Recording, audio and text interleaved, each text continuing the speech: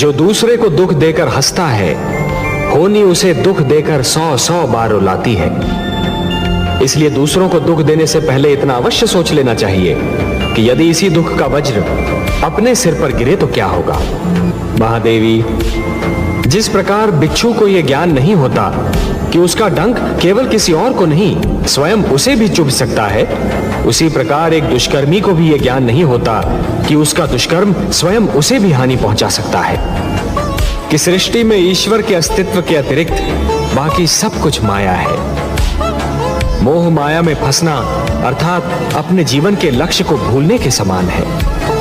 और जीवन का तो यही लक्ष्य है महादेवी, कि अपने भीतर छिपी हुई ईश्वरी शक्ति को ढूंढकर बाहर निकालना, अपने भीतर छिपे हुए ईश्वर को ढूंढना।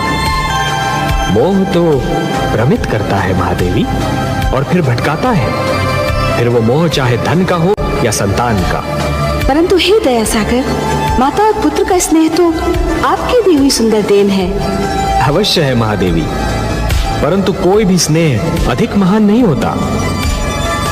जीवन का तो वास्तविक उद्देश्य ही है कि ईश्वर के प्रेम में अहम को भूल जाना, क्योंकि ईश्वर से प्रेम हर प्रेम का स्रोत होता है। जिस प्रकार मरुस्थल की रेत दूर से जल के समान चमकती है, परंतु निकट जाकर ही यह ज्ञात होता है कि वो तो सूखी रेत है, जल नहीं, उसी प्रकार हर मोह निकट से केवल एक भ्रम सिद्ध होता है महादेवी। ईश्वर से प्रेम ही जीवन के उद्धार का कारण होता है।